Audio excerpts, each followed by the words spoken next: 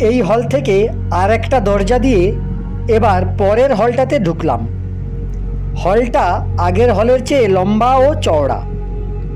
ঘরের দেওয়াল, মেঝে ও ছাদ সবই হলুদ রঙের মার্বেল পাথরের তৈরি।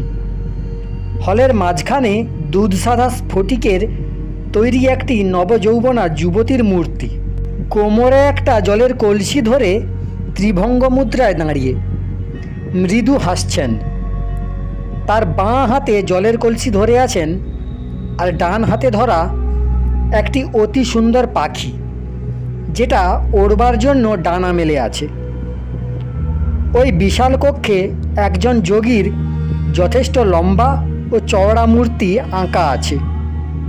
সেটা যোগীর স্থূল শরীরের ছবি। তার ভেতরে ওই যোগীরই ওই রকম আকার প্রকারের বাসনা শরীরের রেখাচিত্র। তার ভেতরে ওই যোগীর সূক্ষ্ম শরীরের রেখাচিত্র। আর তার ভেতরে যোগীর মনোময় শরীর। আবার তার ভেতরে ওই যোগীরই আত্মশরীরের রেখাচিত্রও অঙ্কিত আছে। ওই আত্মশরীরের মধ্যে একটি বিন্দু। যোগীর চারদিকে ব্রহ্মাণ্ডের নানান দৃশ্য। ছবিতে দেখা যাচ্ছে যোগীর শরীর থেকে আলোর আভা ফুটে বেরোচ্ছে। সেই আলো ব্রহ্মাণ্ডের চারিদিকে ছড়িয়ে পড়ছে। দ্বিতীয় দেওয়ালে সপ্তঋষির চিত্র। তৃতীয় দেওয়ালে এক ধ্যানস্থ যোগীর সজীব চিত্র। তার চারদিকে দেবকন্যারা নৃত্যরতা। যোগীর চোখ দুটো মুদ্রিত, কিন্তু তার দুই ভ্রুর মাঝখান থেকে একটা প্রখর জ্যোতির শিখা বেরিয়ে আকাশে মিলিয়ে গেছে। এইভাবে চতুর্থ দেওয়ালে চারজন যোগীর আকাশগমনের দৃশ্য আর মাঝখানে একজন যোগীর সমাধিস্থ অবস্থার ছবি। তার চারপাশে তারই যোগসিদ্ধিতে সৃষ্ট নবযুবতীরা হাত জোড় করে দাঁড়িয়ে রয়েছে। সব কিছুই আমার অবিশ্বাস্য মনে হচ্ছিল। চোখে দেখেও মনে হচ্ছিল এটা কোনো স্বপ্নপুরী। আমি দীপরত্নকে জিজ্ঞেস করলাম, আপনি যখন প্রথমবার এই যোগীর দর্শনে এসেছিলেন তখন কি আপনিও আমার মতো বিস্ময়ে বিমূঢ় হয়েছিলেন?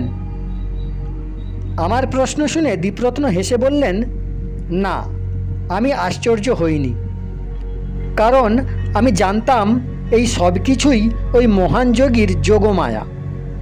তাঁরই যোগ বলে সৃষ্টি এবং তাঁরই সিদ্ধাই এই চমৎকারিত্ব। আমি বললাম, এখানে যা কিছু দেখছি সবই কি যোগমায়া থেকে সৃষ্টি?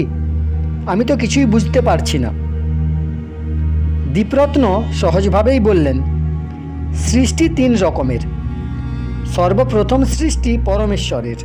সম্পূর্ণ বিশ্ব ব্রহ্মাণ্ডই পরমেশ্বরের স্বপ্নলীলা। প্রকৃতি তাকে সাকার করে। এরপর দ্বিতীয় সৃষ্টি হলো যোগ সৃষ্টি। সিদ্ধির আশ্রয় নিয়ে যোগীরা যে সৃষ্টি করেন, সিদ্ধির বলে যোগীর ইচ্ছা তৎক্ষণাৎ সাকার হয়ে যায়।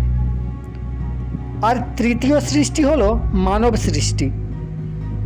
আমি আপনাকে যে সিদ্ধির কথা বলছি এর অর্থ হলো শক্তি। যোগের ভাষায় তাকেই সিদ্ধি বলে। মানুষের সৃষ্টির 5টা স্তর আছে। প্রথম স্তরে ভাবের উদয় হয়। দ্বিতীয় স্তরে ওই ভাব বিচারে পরিবর্তিত হয়ে যায়। সেই বিচারের আধারেই মানুষ কল্পনা করে। ওই কল্পনাকে সাকার করার জন্য ইচ্ছার জন্ম হয়। আর ইচ্ছা সাকার হয় কর্ম থেকে। ভাব, বিচার, কল্পনা, ইচ্ছা, কর্ম, এই 5টা মিলে তবেই কোনো ভৌতিক বস্তুর সৃষ্টি হয়। যেমন বাগান, বাড়ি, গাড়ি, জাহাজ থেকে শুরু করে যত মানবোপযোগী বস্তু আছে তার পেছনে ওই 5টি স্তর থাকবেই। সেই সঙ্গে এটাও সত্যি যে ইচ্ছাকে সঠিকভাবে কর্মে নিয়োজিত করতে গেলে জ্ঞান, বুদ্ধি আর বিবেক এই তিনটেরই প্রয়োজন। যদি এই তিনটেই দুর্বল হয় তাহলে শুধু কর্মে কোনো সৃষ্টি হতে পারে না। এই কারণেই মানুষের সব ইচ্ছে পূর্ণ হয় না। যোগীদের হয়। যখন আমি দীপরত্নের সঙ্গে কথা বলছিলাম তখন জানি না কোথার থেকে সেই রহস্যময় সাধু আবার আমাদের সামনে এসে দাঁড়ালেন। ইশারা করে দীপরত্নকে এগিয়ে যেতে বললেন।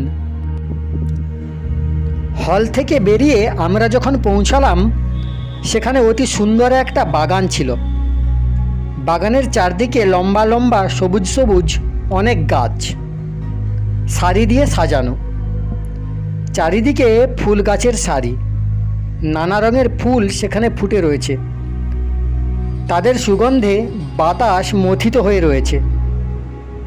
জানতে পারলাম ওইসব ফুলের মধ্যে অনেক ফুলই ওই যোগীর মানসিক সৃষ্টি।